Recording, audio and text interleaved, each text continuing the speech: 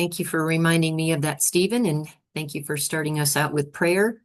And we are going to be continuing on with Satan's War on Fruit for part 2. We left off yesterday, just a very quick overview for those of you who came for the first time. We went over Genesis 1 and 2 again, like we did before, where God commanded our diet.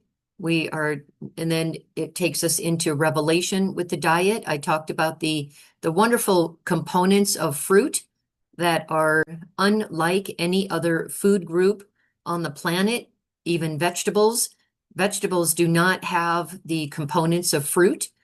And so fruit is definitely the diet of choice for God's people.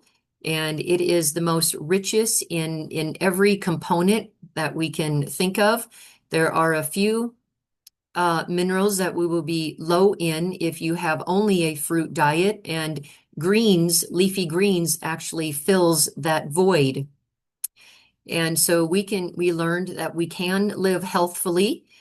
I'm not recommending a diet, as I've said here, but it is we can live very healthfully on an all fruit diet.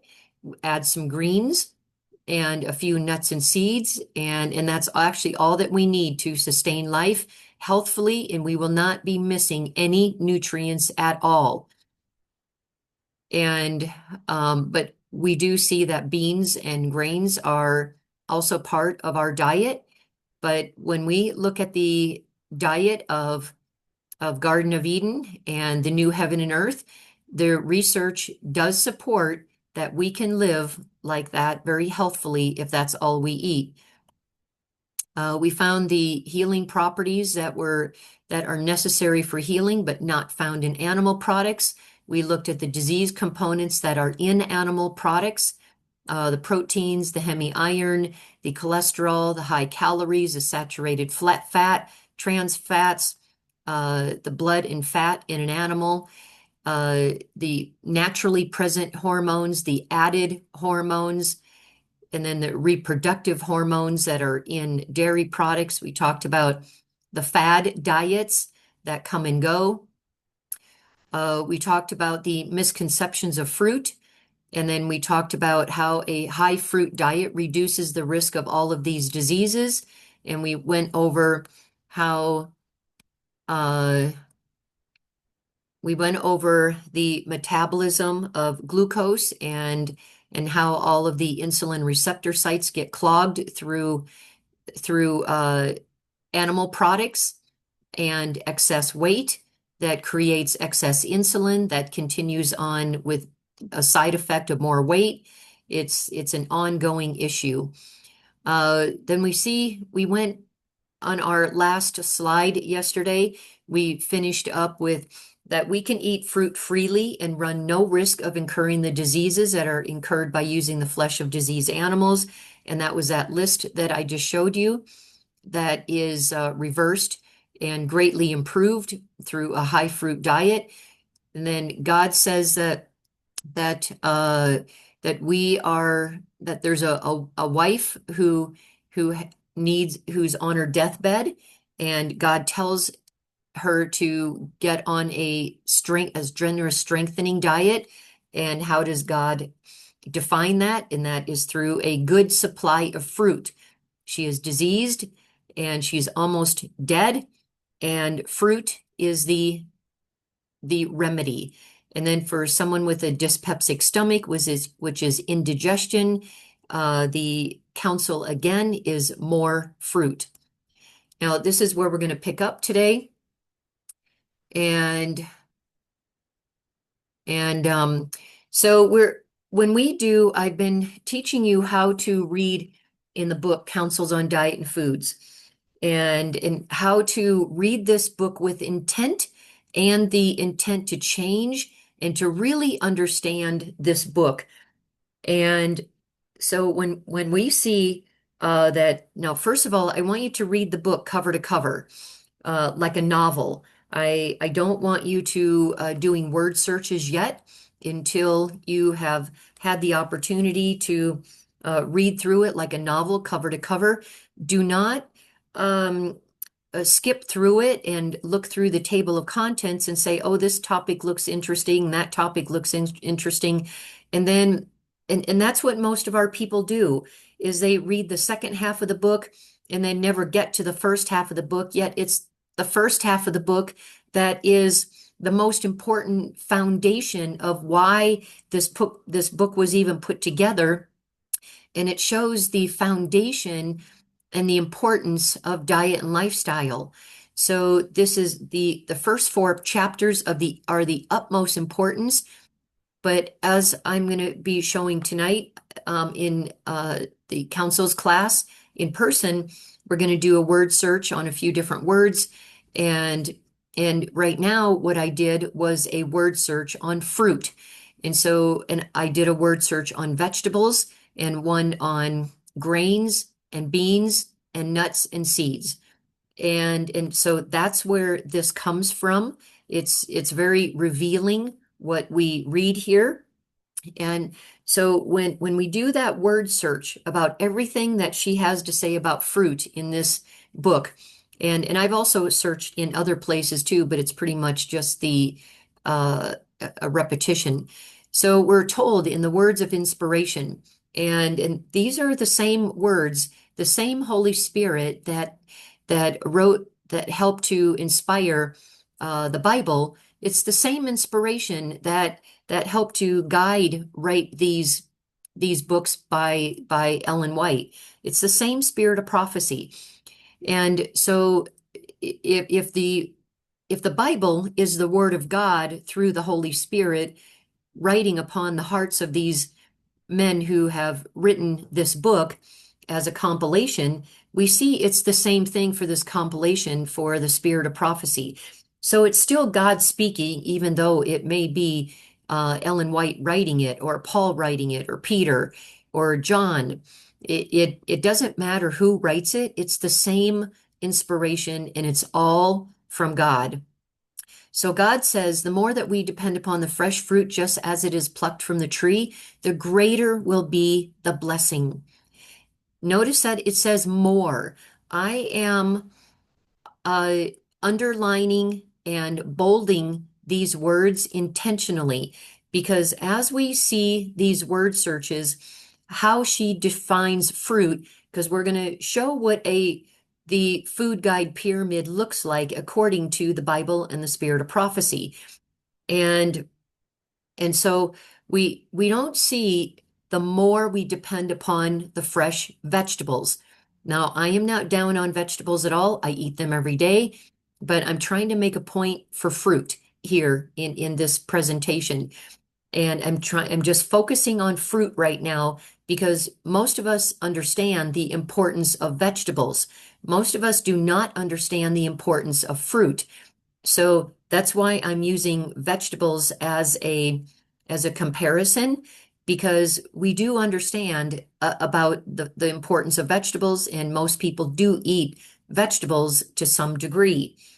And so it says the more we depend upon the fresh fruit. It doesn't say the more we depend upon the vegetables, the meat, the dairy, the sugar, the eggs, the processed foods, the beans, the grains. It says fresh fruit, just as it is plucked from the tree. A plain, simple, but liberal supply of fruit is the best food that can be placed before those who are preparing for the work of God. Now, when we read preparing for the work of God, this is like a red light flashing to me. Preparing for the work of God. That means preparing for the second coming of the Lord. And that means that God's people will be eating a very high fruit diet as they continue to prepare for that work. Now, as I start to talk about Nebuchadnezzar in my next talk, we're going to actually talk more about this, but as well as today. But it doesn't say liberal supply of vegetables. See, vegetables were added after sin. So all of our like our root vegetables, the root vegetables like our beets, carrots, potatoes, yams, those were all added after sin, because when God says that he cursed the earth for our sake, and we will toil in the soil for our benefit. So he cursed the earth for our benefit, that we may sweat and toil for our food, and those are the vegetables. So that's why the vegetables are not added here. And she talks about fruit because that's the original diet. And preparing for the work of God is a prophetic message right here. And notice that it says liberal supply. And then a fruit diet for a few days has often brought great relief to brain workers.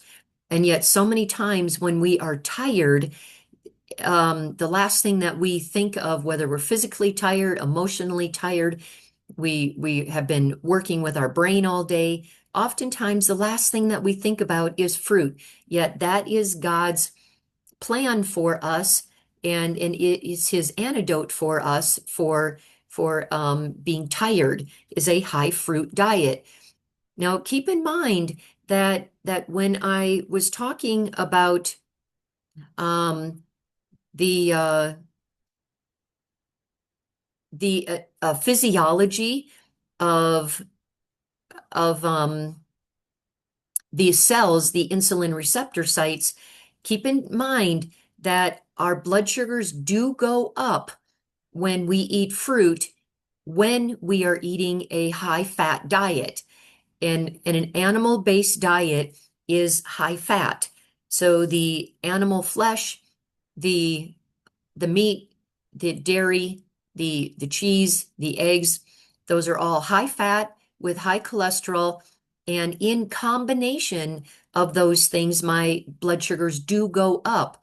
And so many times people don't think of eating fruit. Instead, they think of eating some kind of processed carbohydrates. But really, the best antidote is a high fruit diet, because fruit brings up the glucose very, very gently, and not in wild spikes and drops. My computer's frozen here. Okay. Okay, so wherever fruit can be grown in abundance, a liberal supply should be prepared for winter. And most of us think about storing a supply of vegetables, especially root vegetables, but we don't generally think of fruit. Now in Kenya here, you enjoy an abundance of fruit all year round, which is so wonderful. But those of us in Canada, we have to think more long term.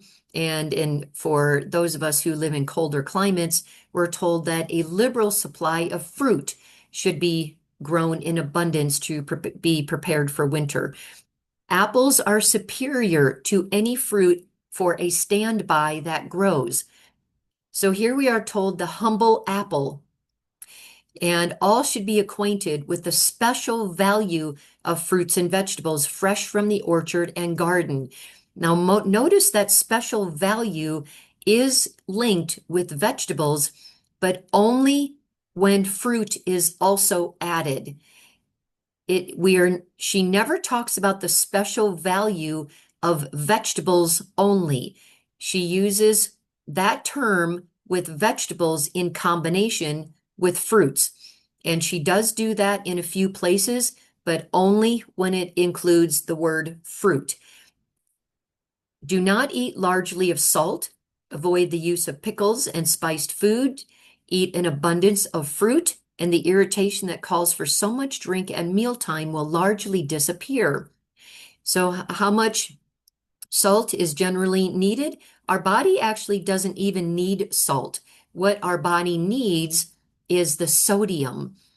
And there's plenty of sodium in plant foods if we are getting enough fruits and vegetables. There's more sodium in vegetables than fruit. And mainly when I talk about what we absolutely need as a minimum, I'm talking about the leafy greens, actually. I should have clarified that. It's the fruit, it's the leafy greens, and it's the a few nuts and seeds are actually what we need. And that actually supplies everything that we need. We only need about between an eighth and a quarter of a teaspoon of sodium per day, and that's it. It's not very much. It's just a very tiny amount. And when we are eating a large amount of salt, then it often requires us to drink a large amount of water because all that salt dehydrates us. And when we are cutting down on our salt and the pickled foods and also the spice foods, now we don't need to drink as much because some people just drink to a portion where it's just really difficult to even feel hydrated. And and then if we are eating an abundance of fruit that cleanses us at a cellular level, then we can actually feel satiated when we're eating and we're not thirsty all the time. Now, there's also, I don't want you to confuse the thirst that comes from a large amount of salt and the thirst that comes from a lack of water. So we still do need water. It is a principle of health. When we see more inspiration on easier meal prep. Now, this was one of the questions that was posed last night in the councils on diet and foods.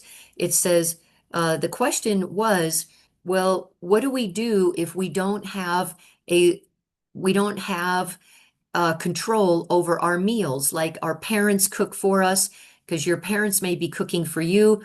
You may go to vending machines, you may go to the cafeteria, and here's a better answer than what I gave last night. And it would be well for us to do less cooking and to eat more fruit in its natural state. Let us teach the people to eat freely of the grapes, apples, peaches, pears, berries, and all other kinds of fruit that can be obtained. Let these be prepared for winter use by canning using glass as far as possible instead of tin. And there's no need to prepare cooked fruit here in Kenya when it's available all year round. And you've got markets all over the place. What a huge blessing that is here. So even what this is saying, do less cooking and eat more fruit. And let us teach the people to eat more fruit freely. So even those of us who might be already on a plant-based diet, you remember as I talk about all the time, and I've said continually that it's a progressive message. It's not an all or a none.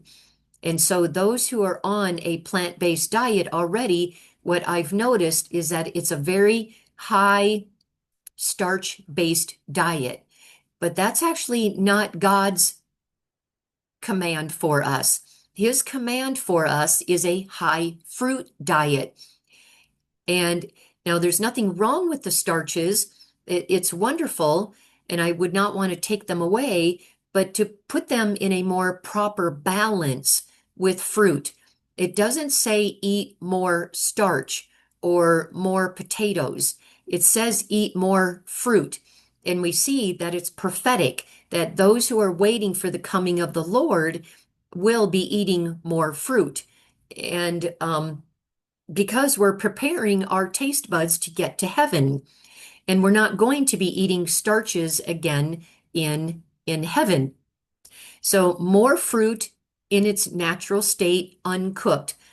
So this, if all we need then for a healthier meal plan, and if all we need to is to be healthy and we get all the nutrients that we need right on with an abundance amount of fruit, making sure that we are getting a wide variety of fruit and we are getting enough calories of fruit, and we're getting our leafy greens with a few nuts and seeds, with huge salads.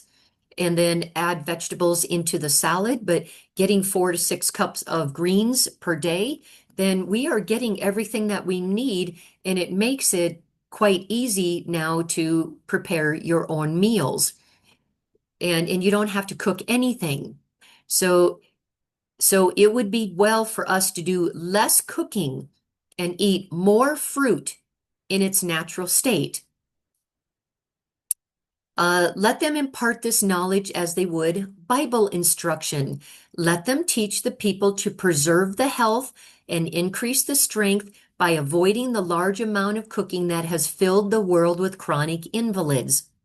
So there's nothing wrong with cooking, but we're told to cut it back.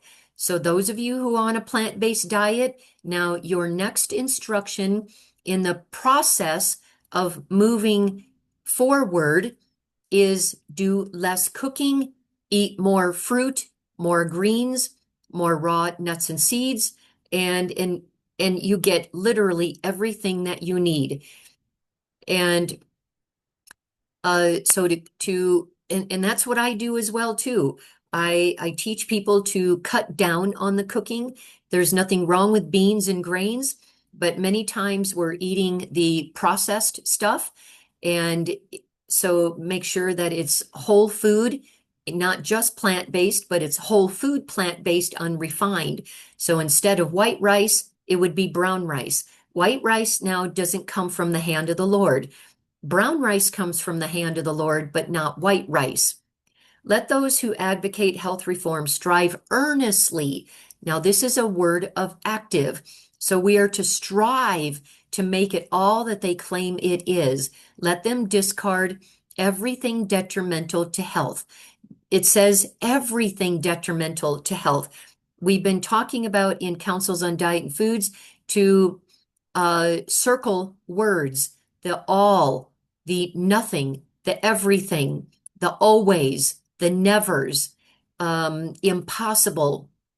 These things have a very specific meaning, and when we circle them and we focus on them within the sentence, all of a sudden it brings life and clarity to us. Because remember, what we're doing is we are trying to strive to be part of that 144,000.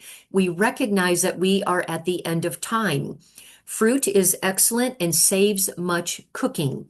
It says we are to discard everything detrimental, not most things, not just when I have control over my own diet, not except when I go to the lunch line, except when I go through potluck, except when I go out to eat. No, our counsel is everything.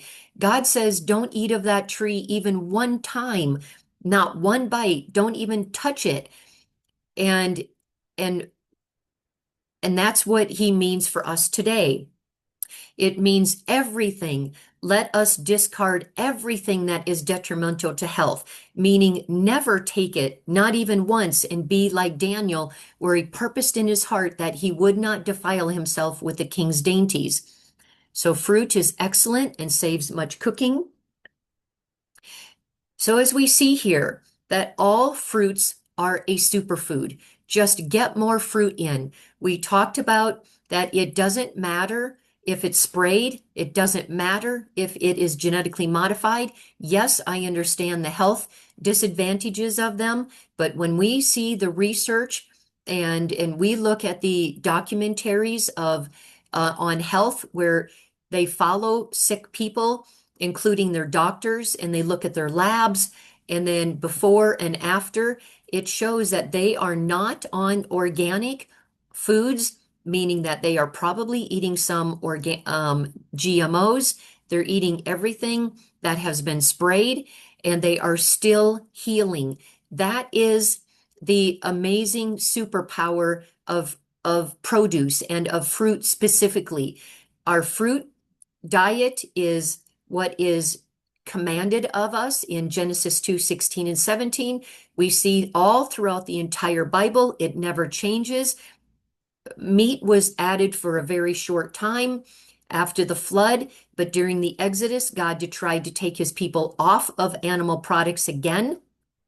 We see that they never were willing to tame their taste buds as they were heading into the promised land. And because of that, it took them an extra 40 years as they wandered in the desert. Took them 40 years because of their disobedience of not submitting to God's dietary reform.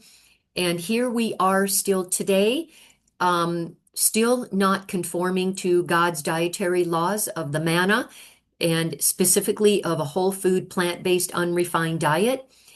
And and we are heading on to the promised land, and yet our own people are yet not ready for this next move into the promised land. We see that this message we've talked about in our other talks, that the health reform is the Elijah message, that John the Baptist, he was proclaiming the Elijah message.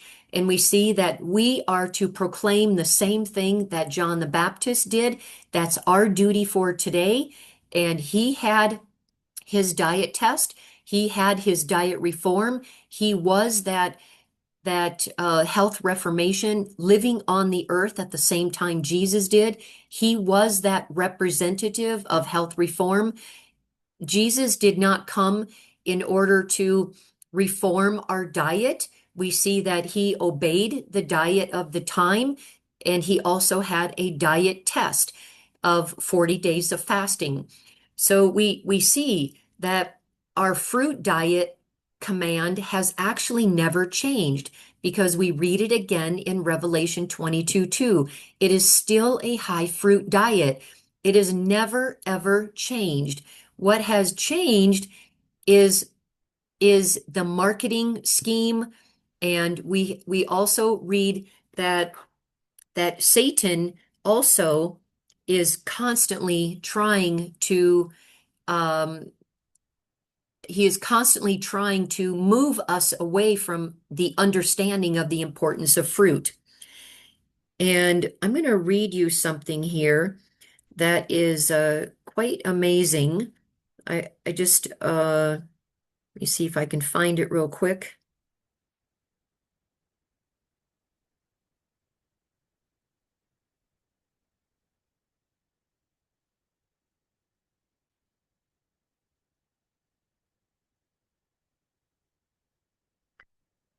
I'm not finding it real quickly here, but it's very telling.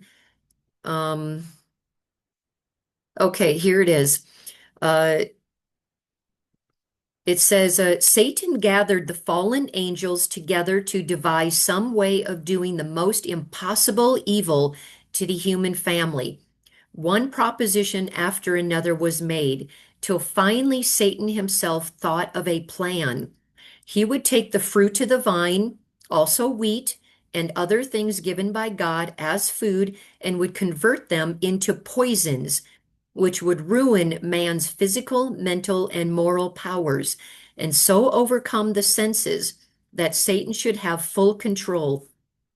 Under the influence of liquor, men would be led to commit crimes of all kinds. Through perverted appetite, the world would be made corrupt. By leading men to drink alcohol, Satan would cause them to descend lower and lower in the scale. Satan has succeeded in turning the world from God. The blessings provided in God's love and mercy, he has turned into a deadly curse.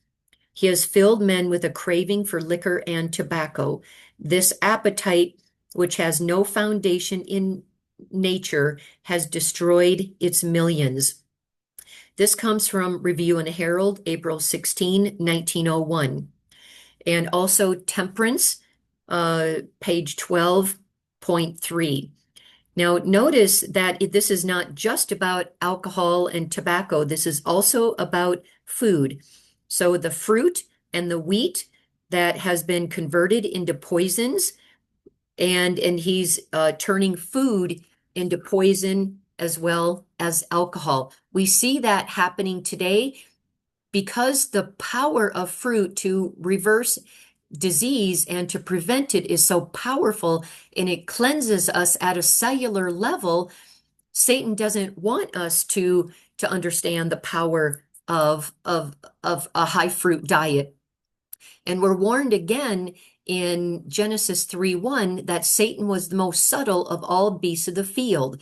And most of us around the world, I'm not talking about just us Adventists, most of us around the world, we have believed this lie. And fruit is the food group that is least taken upon our planet. When we look at what people eat, fruit is always the last in line of what people eat. They generally eat meat and dairy and eggs as the foundation, and the higher the income level of the country it goes, then the higher the meat consumption, and then it goes so from those first world countries to the middle, to the lower income countries. It is all trickling down from who are now thinking that the best diet is a high meat diet because that's the food of the rich. So normally people think the food of the rich as Europe and North America, and now it's trickling down into the poor. We can see that has happened in the time of the kings. In the time of the kings, way back thousands of years ago, and that the kings, even until hundreds of years ago, it was the rich, it was the kings. The processed foods were not allowed to be sold to the peasants because it was considered to be sacred and it was very expensive to mill it. And eventually, those foods, as they became cheaper and cheaper to prepare, it trickled down into the peasants who used to enjoy the best health, and the kings uh, had the worst diseases because they ate the processed foods and all the meat and the junk food. And then eventually all of that food went down into the peasants, who now it became really cheap. But now the table has turned to where the rich now understand the importance of a plant-based diet. And now we have the poor countries and the poor people, even in North America, even in first worlds, that are now understanding that. But we see that the poor continue to eat what they believe is food of the rich. That was the whole premise of the Daniel test, that King Nebuchadnezzar, they all thought that that was the fruit, that was the best foods for people to eat, because it was expensive. But Daniel and his friends knew better, and they would not eat of the king's dainties. And so we see that as now the peasants and the poor, now when they start to go to a whole food, plant-based, unrefined diet, high fruit, we see their diseases are now starting to reverse as well. It's just awesome how all of this happens. So we also have an inspiration on budgeting, because I know that this is important to all of you, and God tells you and me how to budget our money. And whether we are in school, God does not he does not release us for any reason to deviate from his from his command for our diet. So provide an abundance of good, wholesome food. Do not practice economy in this direction. So do not practice economy when it comes to good, wholesome food. Instead, we are to restrict our meat bills, but have plenty of good fruits and vegetables, and then you will enjoy seeing the hearty appetites with which all will partake of your preparations. Never feel that good hygienic food that is eaten is lost. It will make blood and muscle and give strength for daily duties. So here we are told that we are to instead of spending our money on meat, we are to put that money now to good fruits and vegetables. And fruit, if it can be obtained, is the best article of food. There's no lack of ability to get fruit here in Kenya. Let the same amount of money be expended for meat be used to purchase fruit. Every penny expended for tea, coffee, and flesh meat is worse than wasted. For these things hinder the best development of the physical, mental, and spiritual powers. So and I give a whole talk on budgeting, how to go whole food plant-based on a budget. And part of that is we take our money from tea, coffee, meat, eggs, sugar, candy, processed foods, magazines, expensive vacations, cell phones that we can't afford, books, schooling. You see, all of that comes second. God does not absolve any of us from the responsibility of a good, wholesome diet first. Most of us, what we do is we pay for our books, we pay for our rent, we pay for our schooling, we pay for whatever we're going to pay for. And then what is left over, now I see what's in my budget for food, and now I can only afford the processed foods because it's cheap and just enough to fill my belly so I don't starve. You see, that's totally backwards from how God is leading his people. He's telling us that our primary budget should go first to food, and secondarily, if we have more money after good, wholesome food, then you can buy expensive cell phones, go on expensive holidays, buy books for schooling, your rent, your education. You see, all of that actually comes second. Diet always comes first. So when we learn to retransform our budget, all of a sudden we can make it work. So we will have to, and my husband and I do this too. We do not budget when it comes to diet. We do have a budget for diet. It's not like we just spend it everywhere. We do have a budget, but it's always first. And because there are some really good wholesome foods that we just can't afford. So for example, in North America, dragon fruit is often extremely expensive. So as much as I love it, I just don't buy it. And I saw some delicious looking dragon fruit here at the store that Mary took us to, and I looked at the price and I just about croaked. And as much as I love it, I just can't afford that. It's just too much, and I certainly didn't want to put that on the students. And so it's so there is a restriction of budgeting, but it's only our budgeting for food comes first, and it's always of good wholesome food first, and then everything else. Let fruit be placed upon the table in abundance. Again, it doesn't say vegetables. I am glad that you are able to provide for the sanitarium table fresh fruit from your own orchards. This is indeed a great advantage.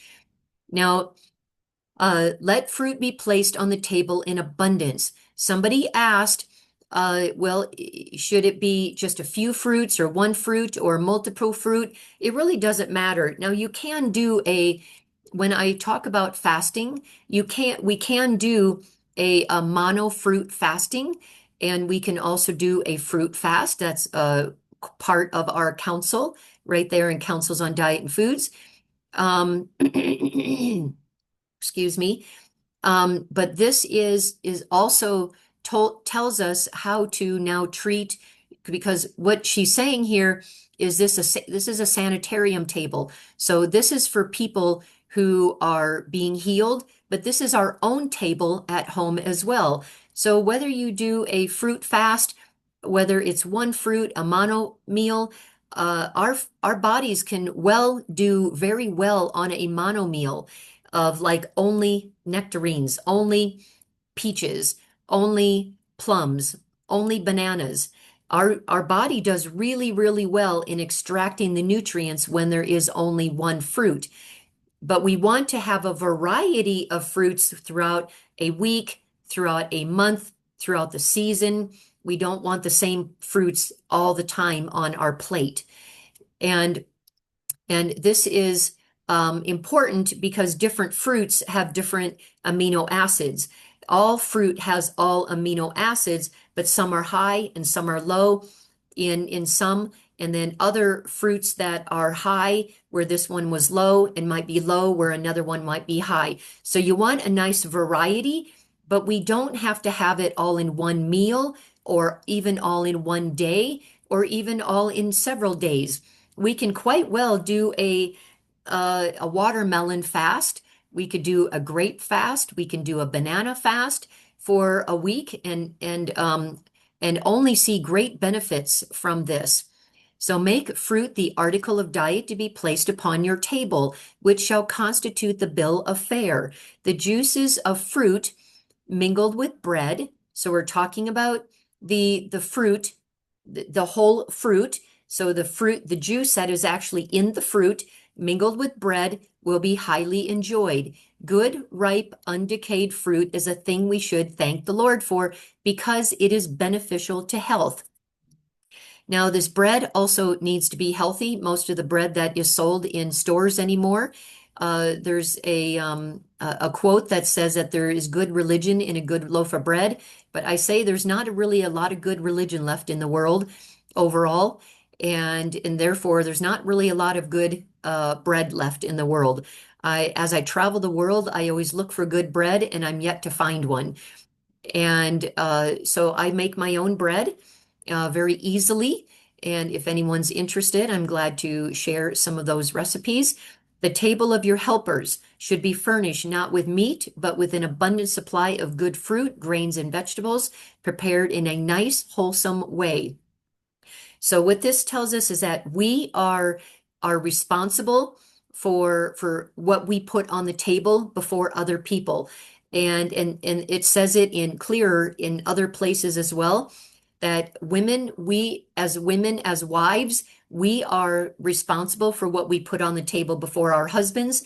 We're responsible for what we put on the table in potlucks and what we put on the table before ourselves, whether we are at a restaurant ordering, whether we are at potluck gathering food on our own plate, whether we are in the cafeteria purchasing whatever we are, or we're on the street working with a vendor and whatever they've prepared. So we have responsibility before a holy God to know what we are putting into our body.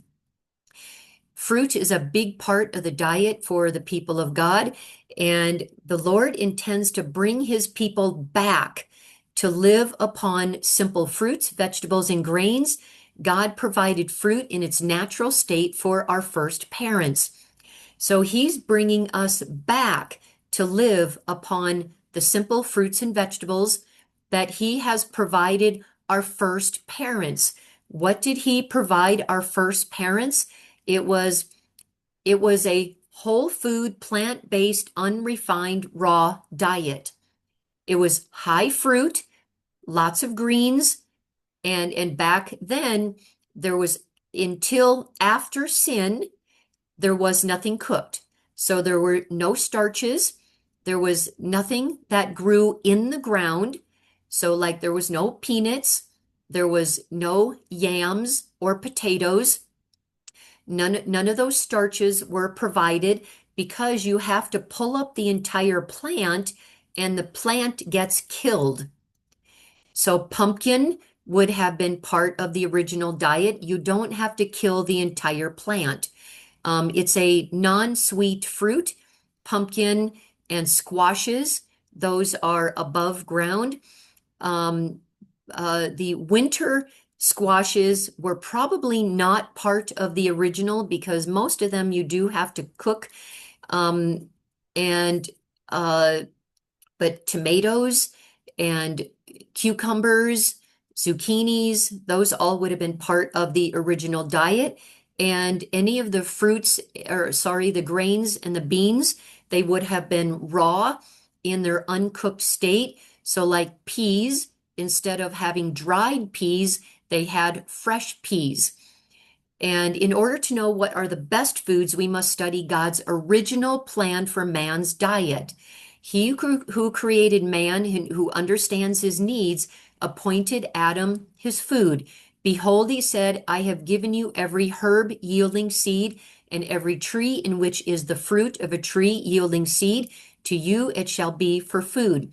So we're looking at the important words here of original plan. The original plan, a whole food, plant-based, unrefined, non-cooked diet, completely raw. By precept and example, make it plain that the food which God gave Adam in his sinless state is the best for man's use as he seeks to regain that sinless state. So we're talking about the 144,000. We're talking about a prophetic diet here. We're looking at those who are preparing for the way, who are doing the work of the Lord and the second coming. We're talking about Adam in his sinless state. This is a whole food, plant-based, unrefined, no cooked raw diet. And so if we are looking to regain that sinless state, aka 144,000, we are looking at that unrefined raw diet. Lots of fruit, lots of greens, and less starches.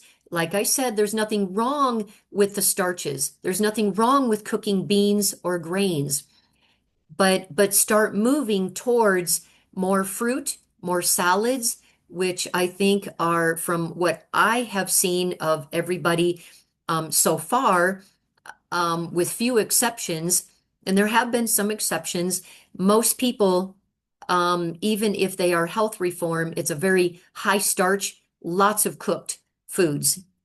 So that would be now the next step if that's where you are.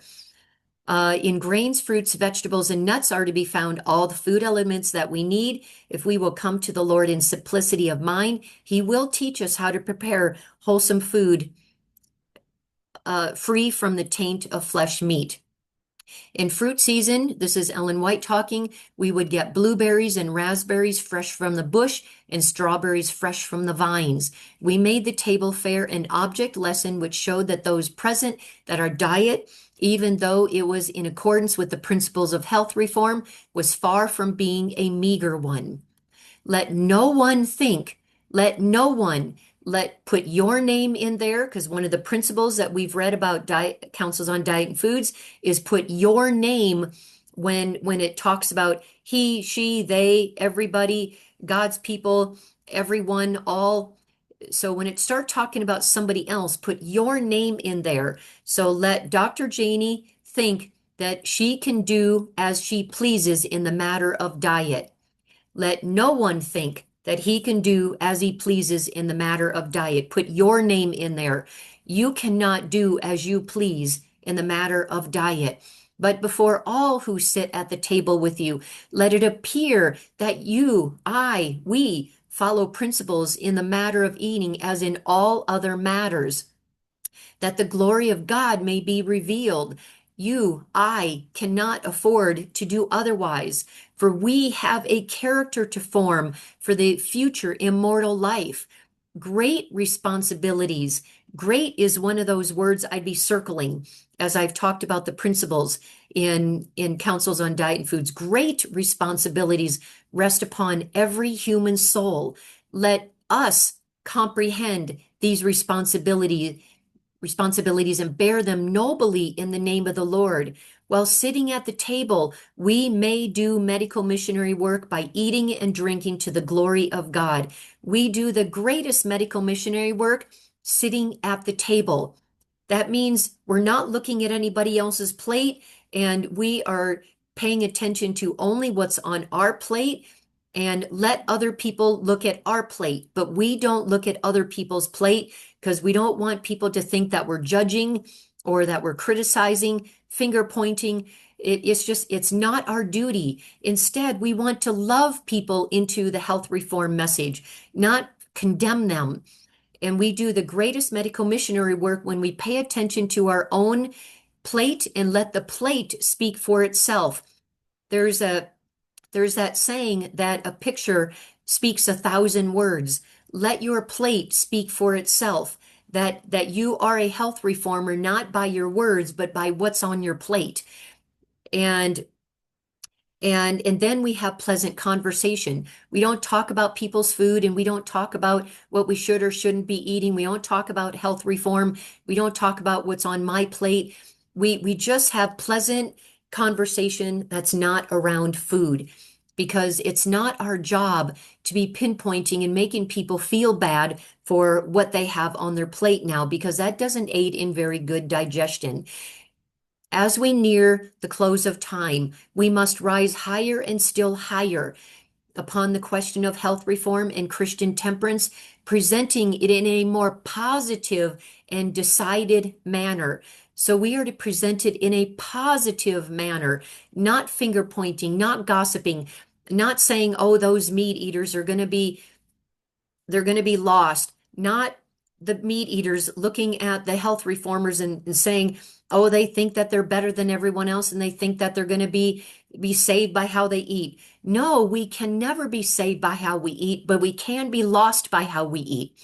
We must strive continually to educate the people, not only by our words, but by our practice. Precept and practice combined have a telling influence.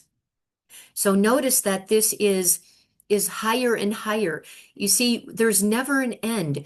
God has not called us to be a vegetarian. He's not called us to be a vegan. He has called us to be health reformers. A vegan and a vegetarian are an end point. A health reformer is rising higher and higher. There's no end to it. It just continues to move on. So this is what the food guide pyramid looks like according to my understanding.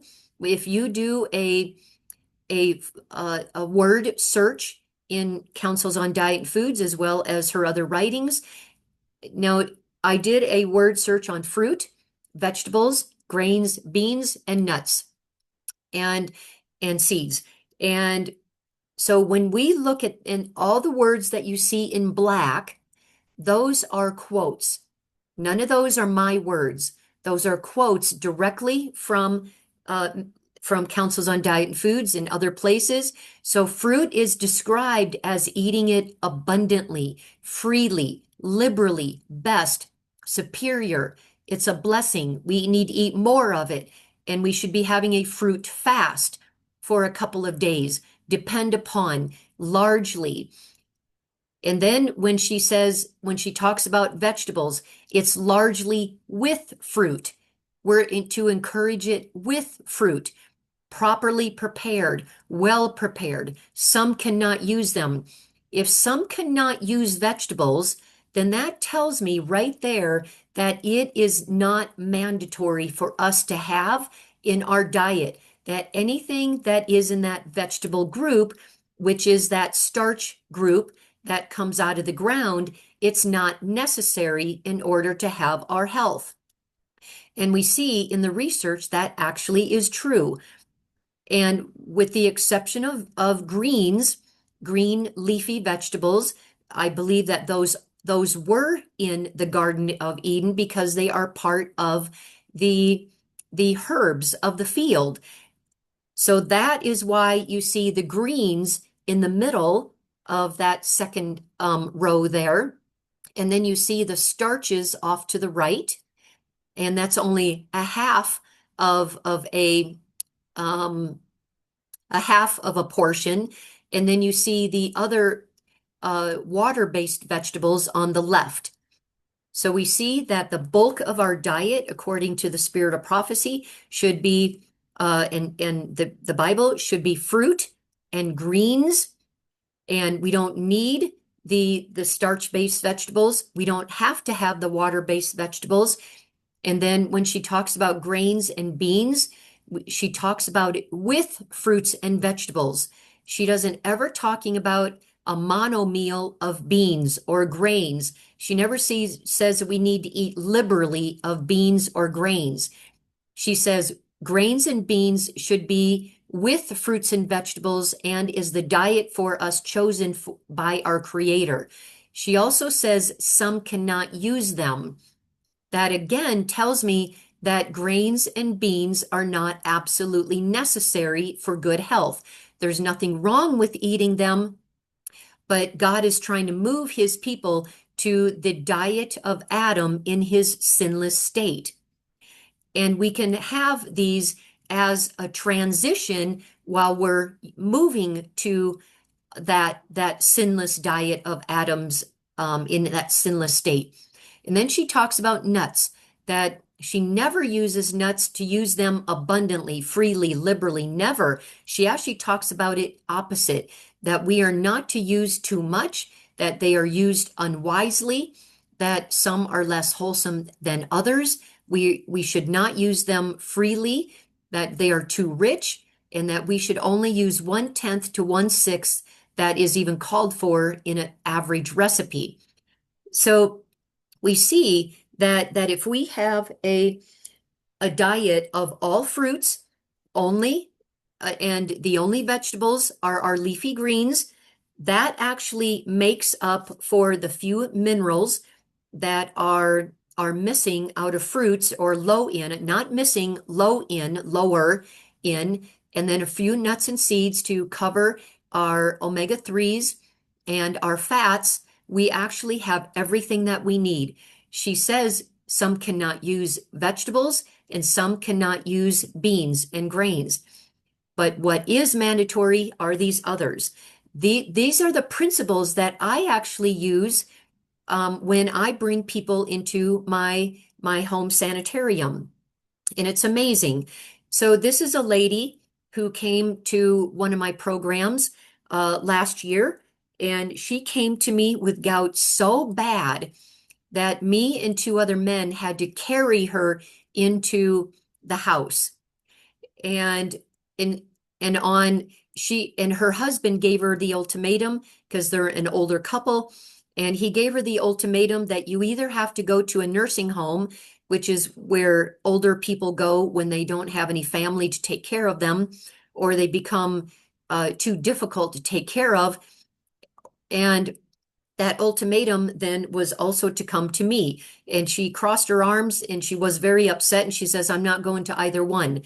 And he said, okay, since you're not going to choose, then you're going to have to go to a nursing home. She says, fine, I'll go to Dr. Janie's and see if she can help me then.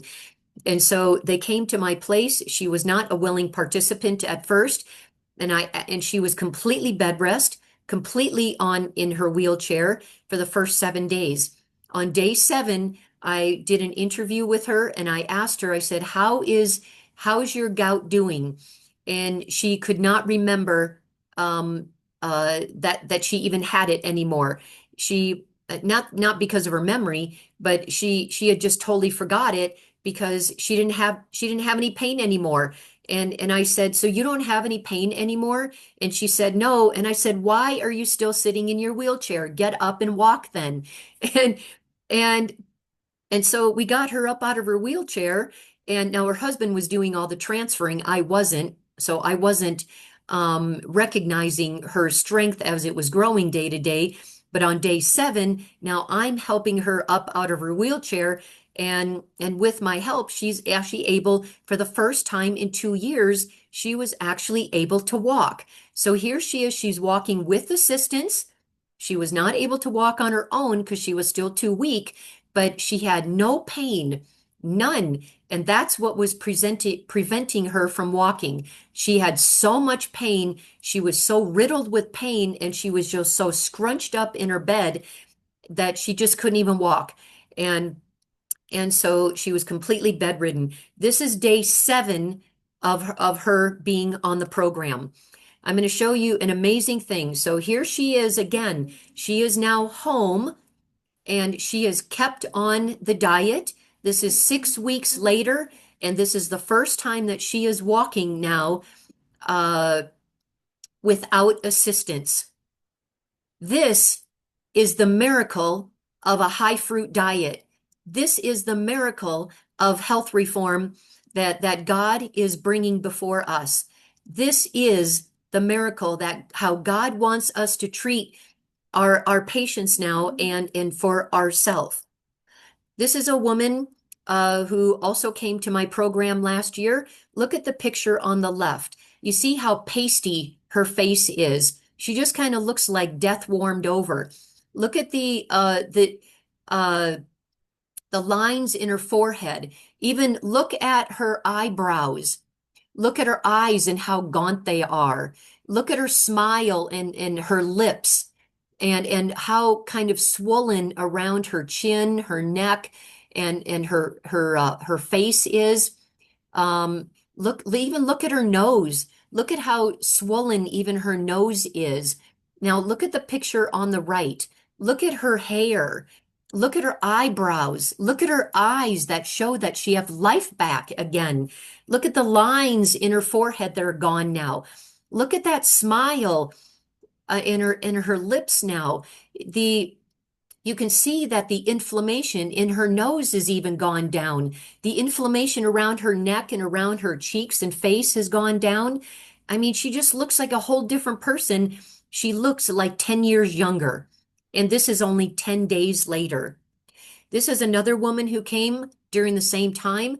Her blood sugars were 16.9, 18.7, 19.0, 19.1, 17.3. You see in her urinalysis that she's got high glucose in her urine. She's got ketones in her urine. Now, she came to me wearing a continuous glucose monitor. You just saw her numbers and of when she came to me, and when on day 7, I asked her, "What are your blood sugars doing?" And I said, "I'd like to see the last 30 days with 7 days at my house." So her blood sugars, you see, have come down from 11, from 19, 16, 18. I mean, look at that. And now it's already 7 days later, it's 11.6. Pop on down, 40% of her blood sugars are in range, 24% very high, 36% high, 1% very low. Now look at the middle of the screen where you see on the top where the blue bubble is 14. That is the last 14 days. Notice on the top above that, November 7th to November 20th. So this is November 20th of last year. She's been at my house for 7 days, and I wanted to see what her glucoses were doing over the last 14 days on average. You see, it's already come down to 10.5. 58% of her blood sugars are in range, 11% very high, 31% high, and no very lows or lows anymore. Now go to the right of the screen. The top bubble, the blue one says 7, and it's still November 20th. And you see, I said, "What have your blood sugars been doing over the last 7 days while you've been at my house for 7 days?" Look at that. The average glucose comes down to 8.6. 91% are in range. Only 1% are very high, 8% high, no very lows or lows. 1.9% standard deviation now. Now I said, still November 20th, I said, "What have your blood sugars been doing today and yesterday?" 8.6, 1.2% standard deviation, 98% in range with no very highs anymore and only 2% high. The next day, notice the date, November 21st, the next day, I said, "So what have your blood sugars been doing now today and yesterday?" Look at that, 7.7, standard deviation, 1.0, and 100% of her glucoses are now in range. She went from 150 units of glucose down to less than 10 with those blood sugars on a very high fruit diet. So this is Satan's war on fruit. I asked her what she was afraid of eating when she first came to my house, and I did an intake, and she said fruit and potatoes. And in our conversation, she said, "What are we eating?" And I said, "Fruit and potatoes." She could have said anything that was whole food plant-based, and that's what it would have been my answer. But everybody says fruit and potatoes. That's what they're terrified to eat. I want to get people over the hump and over the fear of eating God's food that he has created for us. And so I even create a baked potato bar where the main food is potatoes. I put people on a fruit fast for at least a day, if not two. And I put them on a juice fast for a few days as well. And look at that. I mean, the standard deviation going down to one, going from 150 units, and we're talking just 10 days. And yet people suffer with diabetes for decades. They get limbs chopped off. They go blind. It's just terrible about what people are going through, and it can be reversed like this in 10 days. Look at how cheap this is. It's only two Canadian dollars, and it's cheap food, and it's vegan. And so this is not the kind of food that we are looking at. That's why when people tell me they're vegan, it doesn't mean anything to me, because people can be eating Twinkies all day long, and it's just junk food, and it's just a chemical concoction made by man. And this is I just happened to shoot this picture of a few people in front of me in line. No fruits and vegetables, everything junk food. And it's no wonder that we are a world filled with rage and anger and mental health problems and physical health problems, and we're dying prematurely. It's no wonder. And our society is so into pills and surgery, and unfortunately, so many of our own people are as well. When the lifestyle uh, people are still looking for things to do. Those of you who are in medicine, and I know that there's some of you on this call, I encourage you to continue on your learning journey of lifestyle and diet for God's purpose, and learn how to combine them with your patients as you are in your practice. We are told that every community, every city should have at least a sanitarium. Doctors out there, for those of you who are moving in that direction, I encourage you to look at opening up a sanitarium. And because that tells me, look at the diseases of the world. We see 75% of all people in North America now are suffering with at least one chronic disease. 75%. That means that if at least one of us in every single community or area, we open up a lifestyle center for the sick, that means that there's going to be enough work for all of us. No matter how many home sanitariums are opened, there's going to be plenty of work for all of us. I encourage you to look at, take a second look at this. Continue on with your studies. I know you have to do what you got to do in order to get through, and you've got to learn their drugs and surgery and all of that. Just learn what you have to in order to get through school. But don't forget God. Don't educate yourself right out of heaven. Learn about God, his diet, his lifestyle. Incorporate these things in with your patients until you can move towards a home sanitarium that you can build up on your own. We talked about the natural law of health, that we are what we eat. This is my counter after shopping. And this counter is after I've already put everything in the refrigerator. So these are things that are already on the counter that are not in the fridge that I didn't put in. This is what my counter looks like after I may go from my own garden to, you see, I know that a lot of you are thinking, well, how can I afford this? You see, one of the things that we have done, we've gone away from God's precepts of living in the country and growing our own produce. If we lived in the country growing our own produce, eating all of a sudden like this is extremely cheap. And that's why God has given us the counsel that we have. So food will not be a problem. Food will continue to be a problem and is going to get worse and worse as time goes on. And after your studies, I encourage you to move out into the country and to grow your own gardens and produce and do what you can to help yourself and your community. When we're purchasing like this, we can purchase in bulk. We can make deals with people. I do it all the time at farmers market, and I know that you can here as well. Now, these are some of the meals that I might have. This is a chapati on the left, the brown disc there that is made out of 100% flax with some um, uh, mashed mango. And these are fruit bowl smoothies. In the far right, those round things are bread that is made out of black beans. You can see that I love my smoothies. Now, notice the plates here. The plates are all high in fruit with the secondary as the starches. And most of us do here in Kenya that I've noticed actually do that opposite. The starches come first, and if there's any fruit, it might be a piece for as a dessert. One piece of fruit is just not enough. So the starches should be secondary. And then I'm just going to kind of go through these a little fast. There's some chia there in the upper left with the spoon in the bowl. You can see there's a large green salad. I left the fork in there so you can see the size of it. That is a serving bowl size, by the way. That is 4 to 6 cups I generally eat at a time.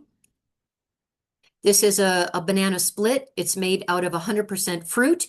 So on the bottom left, the dark red is 100% raspberry ice cream. The middle is 100% banana ice cream. On the right is 100% strawberry ice cream. And then in the upper, in that same picture, the upper left is it's a mixture of dates and water as a topping. And then on the upper right in that same picture is carob.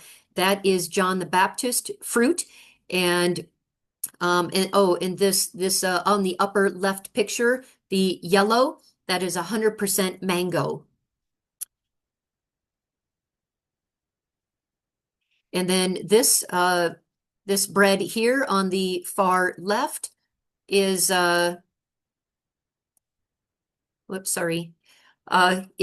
bread on the far left that is 100% buckwheat bread. And then there's some hummus there. You see all that fruit. There are times when I do some kind of a melon cleanse. It's really good for the kidneys and the bladder. And the bread that's on the far left here is oat bread. It's 100% oats, water, and salt. That's it. You see some chia. The upper left, that powder brown stuff is John the Baptist carob. That is the the locust that he ate. Locust was not an insect that he ate. It was actually the fruit. So we know that he was on a whole food, plant-based, unrefined diet.